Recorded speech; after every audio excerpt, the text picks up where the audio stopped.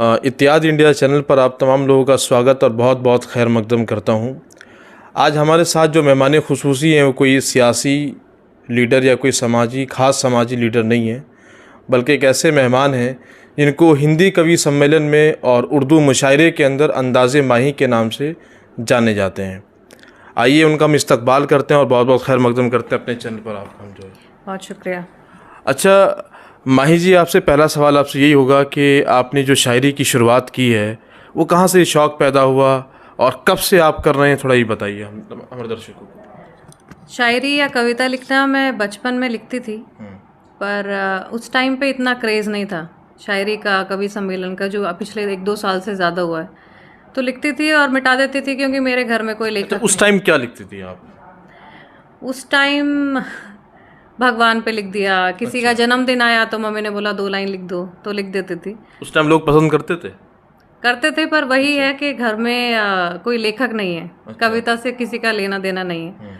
तो बस इतना होता था कि अच्छा रिदम में लिखती हो और बस उसी में खुश हो जाते थे सब लोग। और मुझे भी उतनी खुशी मिलती थी, पर उसको मैंने कभी उसका संग्रह नहीं बनाया, कोई एक बुक नहीं बनाई। तो वो कहाँ गई कलेक्शन अभी मुझे मालूम नहीं है। और फिर बाद में यही शुरू किया कि किसी का जन्मदिन हुआ, मेरी एनिवर्सरी हुई, तब। अच्छा, लगातार मतलब कंटिन्यूअसली किस तरीके से आपने शुरू की इस चीज़ को, मतलब अपनी शायरी को लोग आपको अंदाज़े माही के नाम से जानने लगे, वो किस तरह, मतलब लगातार जो शुरू किया आपने, कंटिन्यूअसली शुरू किया? पिछले 3 साल से जब ये कोरोना शुरू हुआ था, कोरोना में बहुत शायर निकले, उनमें से एक मैं भी हूँ। अच्छा। तो कोरोना में खाली समय बहुत होता था, मैं जनरली खाली नहीं रहती हूँ, और तब मैंने लिखना शुरू किया। और लिख के जब मैंने देखा कि उस टाइम बहुत ज़्यादा शायर निकल रहे थे, बहुत सारी प्राइवेट ऑर्गेनाइजेशंस से मैं जुड़ गई तब। क्षितिज है, शब्दांचल राजस्थान है। तो मैं अपना कुछ लिख के उनको भेजती थी। उनमें क्या होता है कि आपको एक वर्ड दिया जाता है और आपको उस पर लिखना है, then they will give you certificate या प्राइज़ मिलता है, फर्स्ट प्राइज़, सेकंड प्राइज़। तो मुझे लगातार first prize, second prize, third prize मुझे बहुत मिलने लगे। तो मुझे पता चला कि मैं बहुत अच्छा लिखती हूँ, शायरी में दम है। जी, शायरी में दम है। तो उसके बाद से फिर मैंने उसको अच्छे से ढंग से सीखना शुरू किया, क्योंकि इतना एक्सपोजर मिला मुझे। फिर लोगों ने मुझे मेरी गलतियाँ बतानी शुरू की कि गज़ल में क्या फ़र्क है, उसको कैसे सही ढंग से लिखना है। तो वो धीरे धीरे अभी भी काम उसी पे चल रहा है, पर अब मुझे लिखने में मज़ा आता है। पहले मैं शौकिया लिखती थी, अब मैं अपने लिए लिखती हूँ, बस यही फ़र्क है। अच्छा, एक चीज़ और है, जैसे आपको तमाम, चाहे हिंदी कवि सम्मेलन हो या उर्दू मुशायरा हो या साहित्य के अंदर, आपको अंदाज़े माही के नाम से लोग जानते हैं। क्या अंदाज़े माही है? क्योंकि लोगों को उनका अंदाज़ ज़्यादा भागी, इसलिए अंदाज़े माही क्या है? वो अंदाज़े माही अंदाज़ तो भाएगा ही जी। अंदाज़े माही यूट्यूब चैनल का नाम रखा है। अंदाज़ इसलिए क्योंकि मुझे लगता है मेरा थोड़ा डिफरेंट जेनरे रहता है। जनरली लोग वीर रस पे लिखते हैं, मेरा श्रृंगार रस है, लेकिन श्रृंगार रस में भी ज़्यादातर मैं नोक झोंक पे या व्यंग उसमें डालती हूँ बीच में, तो वो एक अंदाज़ अलग है। और माही मेरा पेन नेम है। म से मेरा नाम शुरू होता है, ए से मेरी बेटी का नाम है, और HI से मेरे हस्बैंड का नाम है। अच्छा, आपकी एजुकेशन, जो तालीम हुई है, क्या मतलब इसी साहित्य वगैरह में आपने पढ़ा या क्या, किस तरह, कैसे, मतलब शुरू से ही लिखने का शौक? शुरू से लिखने का शौक था, और हिंदी मेरी अच्छी रही है। हालांकि हिंदी मैंने सिर्फ 10। एजुकेशन क्या, मतलब क्या पढ़ा है आपने? मैंने लॉ करी है, BA LLB किया है, और मैंने B.Ed किया है, मैंने इमेज मैनेजमेंट किया है, मैंने डिप्लोमा किया है साइबर लॉज में। और प्रैक्टिस किया आपने कोर्ट के अंदर? नहीं, मैं DLF लैंड लिमिटेड में 1 साल से ज़्यादा कुछ काम किया था। फिर शादी के बाद फिर शादी हुई फौजी से। एक चीज़ समझ में नहीं आती, जैसे आपने लॉ किया, LLB किया, तो फिर ये शायरी कहाँ से? वो आर्टिकल और ये धाराएं सब याद रखनी पड़ती थी, ये शेर व शायरी कहाँ से? मैं बचपन से क्रिएटिव रही हूँ। मुझे कुछ बहुत अच्छा लगता है तो अपने मन से ही कुछ निकलता है। अच्छा। और लॉ, अगर मैं बहसबाजी में बहुत अच्छी हूँ, तो मैं लॉ करती, आगे परस्यू करती तो ज़रूर मेरा नाम होता। लेकिन मुझे डर लगता था, मुझे लगता था बहुत मेहनत का काम है, दिल्ली तक जाओ और फिर इतनी देर काम करो। तो इसलिए मैंने ऑफिस ज्वाइन किया। ऑफिस में मुझे 1-1.5 साल हुआ तो मेरी शादी हो गई। अब क्योंकि शादी फौजी से हुई है, उनकी ट्रांसफरेबल जॉब है, एक जगह मैं रह नहीं सकती, तो उसके ऊपर मैं आगे बढ़ नहीं पाई। तो फिर वो मैंने छोड़ा, उनके साथ मैंने ट्रैवलिंग शुरू करी, और ये इंटरेस्ट कहीं कहीं खो गया। फिर कोरोना में दोबारा मुझे मौका मिला, इतनी ज़्यादा शांति मिली एक जगह रहने की, तब मैंने दोबारा लिखना शुरू किया उसको। तो लॉ का और क्रिएटिविटी का कोई कनेक्शन नहीं है, सिर्फ बहसबाजी का कनेक्शन है। तो वो जो जितने इमोशंस होते हैं आपके शादी के बाद, वो फिर दोबारा जब निकले तो वो पेपर पे निकले। अच्छा, तो इस तरह शायरी बनी। वही कलम अंदाज़े माही के नाम से। माही जी, एक सवाल और है कि मतलब बहुत सारे बड़े बड़े शायर हों, चाहे वो गालिब हो, इकबाल हो, या उर्दू के या हिंदी के बहुत बड़े शायर हो, वो किसी न किसी बड़े शायर से मुतासिर होते या उनके उस्ताद होते थे, उनके ज़ेर निगरानी में अपने शेर लिखते थे। तो आपके भी कुछ मुतासिर हैं किसी से? ये बहुत ही इंटरेस्टिंग चीज़ है जी। देखिए, मैं इंग्लिश मीडियम में पढ़ी लिखी हूँ, मुझे ज़्यादा हिंदी आती है ना ज़्यादा उर्दू आती है, और कविता से मेरे घर का कोई लेना देना नहीं है दूर तक। तो मैं जितना सीख पाई हूँ कविता, गाने लिखने और गज़लें, वो मैंने सिर्फ हिंदी फिल्म इंडस्ट्री से सीखी है। अच्छा। जो पुराने गाने होते थे मुझे कंठस्थ होते थे, मुझे याद हो जाते थे, और मुझे बहुत अच्छा लगता था वो किस तरह से उनको जोड़ा गया है शब्दों को, और वो किस तरह से वो किसी पिक्चर को क्रिएट कर रहे हैं। तो एक तरह से गुलजार साहब को सुन सुन के बड़ी हुई हूँ, तो उन्हीं की शायरी मुझे बहुत पसंद है।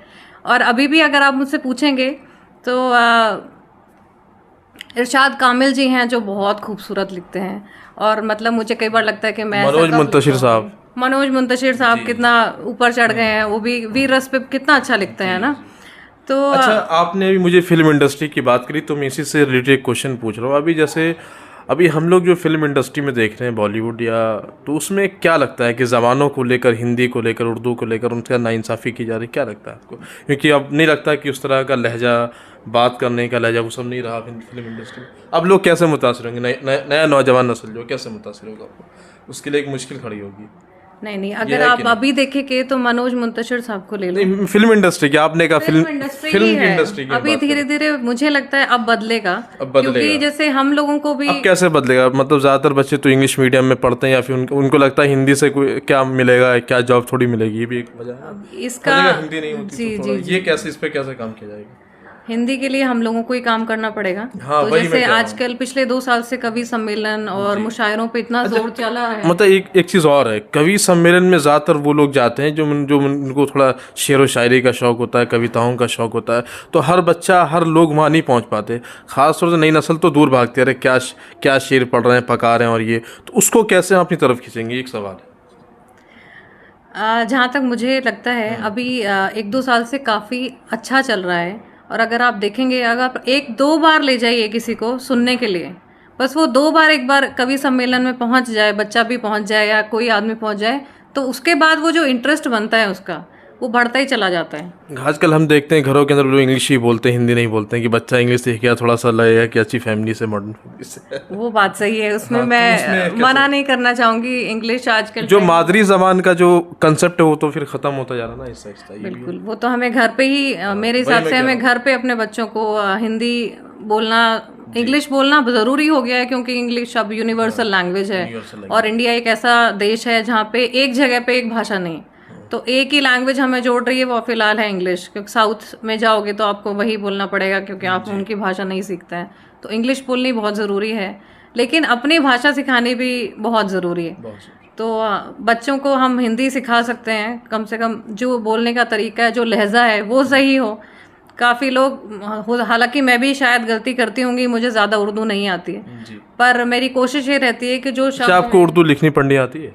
जी बिल्कुल नहीं, मुझे सिर्फ सीखने, क्योंकि आप शायर हैं, मतलब लिखती हैं, कविता लिखती हैं, तो लगता होगा कि नहीं उर्दू के कुछ ऐसे अल्फाज है कि सारी बातें बयान कर देती है, बहुत खूबसूरत लहजा उसका लगता है, ऐसा लगता है? उर्दू बहुत बहुत मीठी ज़बान है, वो उर्दू एक खुद में ही एक कविता जैसी लगती है, और मैं शब्द सीख रही हूँ, पर मैं लिखना तो नहीं सीख सकती अभी, मुझे लगता है फ़िलहाल, पर मैं सीखना ज़रूर चाहूँगी।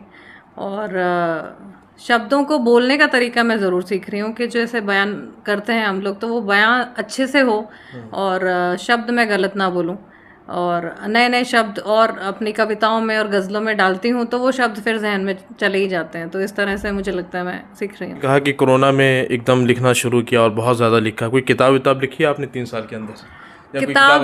किताब आएगी ज़रूर। अच्छा, और कुछ नाम रखा अभी किताब का?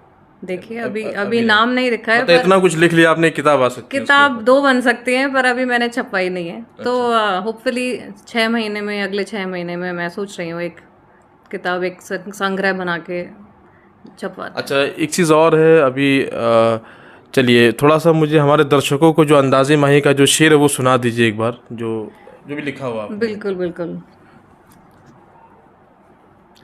मुझे तुमसे मोहब्बत हो गई है, मुझे तुमसे मोहब्बत हो गई है, तमन्नाओं को राहत हो गई। क्या बात। मुझे तुमसे मोहब्बत हो गई है, तमन्नाओं को राहत हो गई है, और दवाओं का असर होने लगा है, दवाओं का असर होने लगा है, मेरी अच्छी तबीयत हो गई। क्या बात है, बहुत अच्छा। और दिया बुझना भी है, जलना उसी से, दिया बुझना भी है, जलना उसी से, मोहब्बत सी रिवायत हो गई है। और तरीके सब बदलने पड़ रहे हैं, तरीके सब बदलने पड़ रहे हैं, कि जाने क्या ये आफत हो गई है। और है कि बड़ा नादान है, समझा नहीं कुछ, बड़ा नादान है, समझा नहीं कुछ, यहाँ मरने की हालत हो गई है। और तुझे माही नहीं मालूम शायद, तुझे माही नहीं मालूम शायद, मोहब्बत अब तिजारत हो गई। क्या बात है, बहुत अच्छा। मैंने कई बार आपको देखा है मुशायरे के अंदर या कवि सम्मेलन में आपने तरन्नुम के साथ पढ़ा, कुछ तरन्नुम के साथ भी सुना दिया हमारे दर्शकों को। जी बिल्कुल। हाँ। तुम्हारे हिज्र के मौसम बहुत ही नम निकलते हैं, तुम्हारे हिज्र के मौसम बहुत ही नम निकलते हैं, कि जब से तुम गए हम घर से थोड़ा कम निकलते हैं, कि जब से तुम गए हम घर से थोड़ा कम निकलते हैं। ये मेरे आँख के आंसू नकल करते हैं बारिश की, मेरे ये आँख के आंसू नकल करते हैं बारिश की, मैं जितना रोकना चाहूँ झमाझम झम निकलते हैं, मैं जितना रोकना चाहूँ झमाझम झम निकलते हैं। खबर रखता है वैसे तो वो सारे ही जहां भर की, देखिए इसमें व्यंग आ जाता है इसमें ना, जी, जी। कि खबर रखता है वैसे तो वो सारे ही जहां भर की, नहीं बस जानता राहें जहां से हम निकलते हैं। कभी भी रूठ जाता है मेरा महबूब मूडी है, कभी भी रूठ जाता है मेरा महबूब मूडी है, उसी को बस मनाने में हंसी मौसम निकलते हैं, उसी को बस मनाने में हंसी मौसम निकलते हैं। वो हंसकर बात करता है भरी महफिल में परियों से, वो हंसकर बात करता है भरी महफिल में परियों से, हमारे अश्क भी करते हुए मातम निकलते हैं।